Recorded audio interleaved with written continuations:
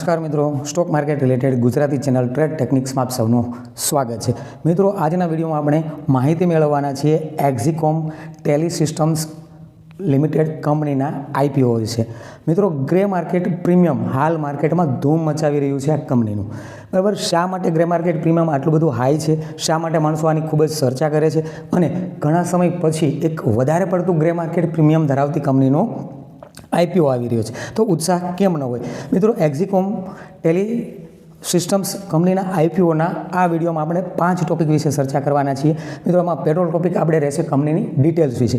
મિત્રો, ખાસ યાદ રાખજો કે કોઈ પણ આઈપીઓ એપ્લાય કરતાં પહેલાં, કોઈ પણ શેર્સ ખરીદતા પહેલાં એ કંપની વિશેની સંપૂર્ણ માહિતી, મોટાભાગની જે અગત્યની માહિતી છે એ આપણી પાસે હોવી જરૂરી છે, બરાબર। તો સૌપ્રથમ આપણે કંપનીની ડિટેલ્સ મેળવીશું, પછી આઈપીઓ ડિટેલ્સ વિશે ચર્ચા કરીશું, પછી આઈપીઓની જે અગત્યની તારીખો છે એની ચર્ચા કરીશું અને એના પછી આ જે કંપની છે કેવું પરફોર્મન્સ અગાઉ કરી ચૂકી છે, એના ફાઇનાન્શિયલ્સ કેવા છે, કંપનીનું વેલ્યુએશન્સ કેવું છે એની ચર્ચા કરીશું અને લાસ્ટમાં કંપનીનું હાલનું લેટેસ્ટ ગ્રે માર્કેટ પ્રીમિયમ કેટલું છે અને આ આઈપીઓ એપ્લાય કરવો કે નહીં, અને જો એપ્લાય કરી શકાય તો લિસ્ટિંગ ગેઇન માટે રહેવું કે લોંગ ટર્મ માટે, અથવા જેને આઈપીઓ ન લાગે એ લોકો કેટલા ભાવ પ્રમાણે આ આઈપીઓ છે પ્રી માર્કેટમાં બીડ કરી શકે લિસ્ટિંગ વખતે, એ દરેકની ચર્ચા કરવાની છે। તો વિડીયો છેક અંત સુધી જો આપ સૌને ખાસ વિનંતી છે। તો હવે મિત્રો, સૌપ્રથમ આપણે જોઈએ કંપનીની ડિટેલ્સ વિશે, બરાબર। મિત્રો, આ કંપનીની સ્થાપના છે વર્ષ 1994માં થઈ હતી અને કંપની છે એ મેઇન 2 પ્રકારના બિઝનેસ ધરાવે છે। એમાં પહેલો પ્રકારનો બિઝનેસ છે એનો ઇલેક્ટ્રિકલ વ્હીકલ એટલે કે ઈવી ચાર્જિંગ સિસ્ટમ સોલ્યુશન, એટલે કે ઇલેક્ટ્રિક વ્હીકલ જે છે એને ચાર્જિંગ કરવા માટે જે ચાર્જર વપરાય છે એનું મેન્યુફેક્ચરિંગ કરે છે, બરાબર। સાવ સાદી રીતે આપણે સમજી લઈએ। કંપની છે એ આની અંદર રેસિડેન્શિયલ, પછી બિઝનેસ અને પબ્લિક ચાર્જિંગ એ 3 પ્રકારના અલગ અલગ એમાં પણ સેક્ટર છે, એમાં પણ એ કંપની પોતાની સેવા પૂરી પાડે છે। કંપનીનો બીજો બિઝનેસની વાત કરીએ તો ટેલિકોમ્યુનિકેશન ક્ષેત્રનો એમનો સેકન્ડ બિઝનેસ છે, એટલે કે જે કંપની ટેલિકોમ્યુનિકેશન કંપની છે, માનો કે મોબાઈલ ટાવર જે છે એ ટાવર જે લાગેલા હોય એની અંદર પાવરના સ્ટોરેજ માટે, પાવરના બેકઅપ માટે વગેરે એની અલગ અલગ સિસ્ટમ્સ હોય છે, એ સિસ્ટમની સેવાઓ પૂરી પાડે છે। હવે મિત્રો, આગળ વાત કરીએ તો ઈવી ચાર્જિંગ ક્ષેત્રે ભારતની એક અગ્રગણ્ય મેન્યુફેક્ચરિંગ કંપની છે અને ચાર્જિંગ ક્ષેત્રે જો વાત કરીએ તો રેસિડેન્શિયલ ઈવી એટલે ઇલેક્ટ્રિક વ્હીકલ ચાર્જિંગ ક્ષેત્રે કંપનીનું માર્કેટ શેર જે છે એ 60% જેટલું છે ભારતમાં, અને જ્યારે પબ્લિક ચાર્જિંગ ક્ષેત્રની વાત કરીએ તો 25% જેટલું કંપનીનું માર્કેટ શેર છે। હવે આગળ મિત્રો, કંપનીના ડિટેલ્સ વિશે વાત કરીએ તો કંપની છે સિંગાપોર, યુએઈ, મલેશિયા જેવા દેશોમાં પણ પોતાનો બિઝનેસ ધરાવે છે અને હાલ કંપની નેધરલેન્ડમાં પોતાનો બિઝનેસ છે એ વિકસાવવા માટે જઈ રહી છે। હવે ભારતની અગ્રગણ્ય ઇલેક્ટ્રિક વ્હીકલ કંપનીઓ, બરાબર, જે ઇલેક્ટ્રિક વ્હીકલ મેન્યુફેક્ચરિંગ કરે છે, માનો કે મહિન્દ્રા છે, ટાટા કંપની છે, બરાબર, આવી કંપનીઓ એમના કસ્ટમર છે। અને કોમ્યુનિકેશન ક્ષેત્રે જોવા જઈએ તો જીઓ છે, બરાબર, આવી જે કંપનીઓ છે એ એમના ગ્રાહકો છે। તો મિત્રો, આના ઉપરથી આપણે એક અંદાજ લગાવી શકીએ કે આ કંપની છે એના કોમ્પિટિટર માર્કેટમાં હાલ ઓછા છે, નથી એમ નથી, કોમ્પિટિટર છે પણ ઓછા છે, અને કંપની આ ક્ષેત્રે ખૂબ જ અનુભવી છે અને એના કોમ્પિટિટર કરતાં થોડીક આગળ હોય એવું લાગી રહ્યું છે। હવે મિત્રો, સેકન્ડ આપણો ટોપિક જે છે એના વિશે વાત કરીએ, આઈપીઓ ડિટેલ વિશે।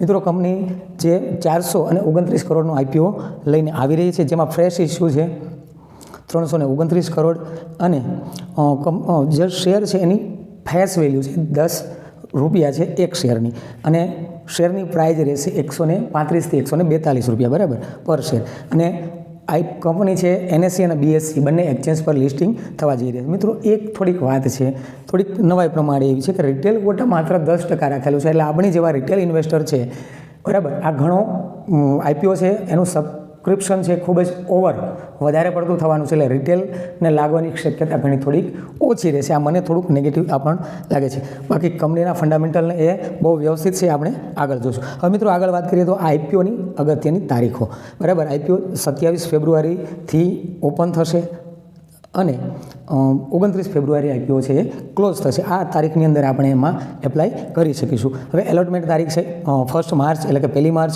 રિફંડ ડેટ અથવા તો આપણે એલોટમેન્ટ પણ એને કહી શકીએ, એલોટમેન્ટ છે 1 માર્ચ અને રિફંડ ડેટ છે 4 માર્ચ, બરાબર। અને ડિમેટની અંદર શેર છે 4 તારીખે જ આવી છે, આઈપીઓ લિસ્ટિંગ તારીખ છે 5 માર્ચ, બરાબર। તારીખ જોયા પછી મિત્રો, બીજી વાત કરીએ કે રિટેલ છે એક લોટમાં એક એપ્લિકેશન જ્યારે આપણે એપ્લાય કરીએ તો એની અંદર આપણને 100 શેર મળી શકશે અને એક લોટ માટે 14,200 રૂપિયાની જરૂર પડે એમ છે.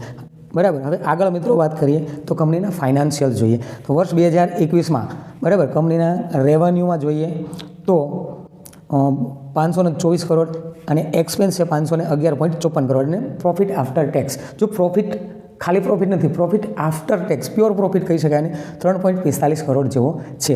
બરાબર. હવે વર્ષ 2022માં જોઈએ તો રેવન્યુમાં વધારો છે અને એની સામે એક્સપેન્સ એટલે કે ખર્ચ એમાં પણ વધારો છે, પરંતુ પ્રોફિટમાં પણ વધારો છે. બરાબર. હવે એવી રીતે વર્ષ 2023ની અંદર જોઈએ તો રેવન્યુમાં થોડોક ઘટાડો છે, એની સામે ખર્ચમાં પણ ઘટાડો છે, પણ ઓવરઓલ જોવા જઈએ તો પ્રોફિટ વધારે છે. બરાબર. યર ઓન યર પ્રોફિટમાં સતત વધારો જોઈ શકાય છે, એટલે કે ફાઇનાન્શિયલ રીતે કંપની ઓકે છે, ગુડ છે. બરાબર. હવે જો એના વેલ્યુએશન્સની રીતે જોવા જઈએ તો EPS અર્નિંગ પર શેર 0.69 પર ઇક્વિટી શેર. બરાબર.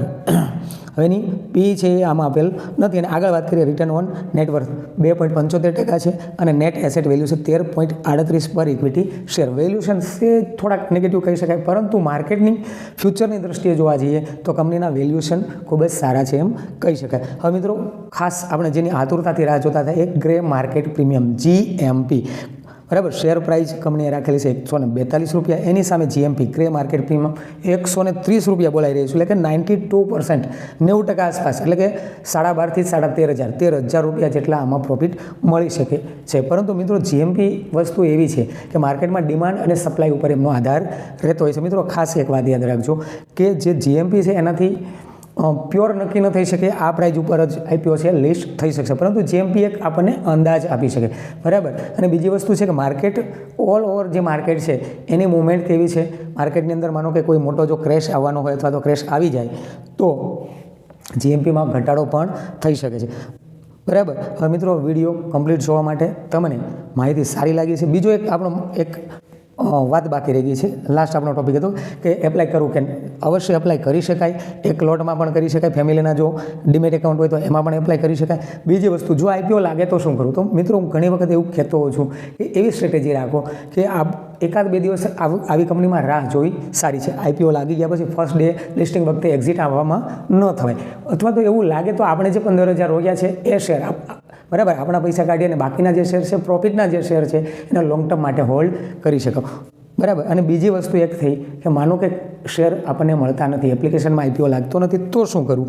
તો લિસ્ટિંગ વખતે લેવાની ઉતાવળ કરવાની જરૂર નથી. બરાબર. આ મારી સલાહ છે. બાકી IPO એપ્લાય કરવો કે ન કરવો એ તમારા ઉપર આધાર છે. મિત્રો વિડીયો કમ્પ્લીટ જોવા માટે આપ સૌનો ખૂબ ખૂબ આભાર. Thank you.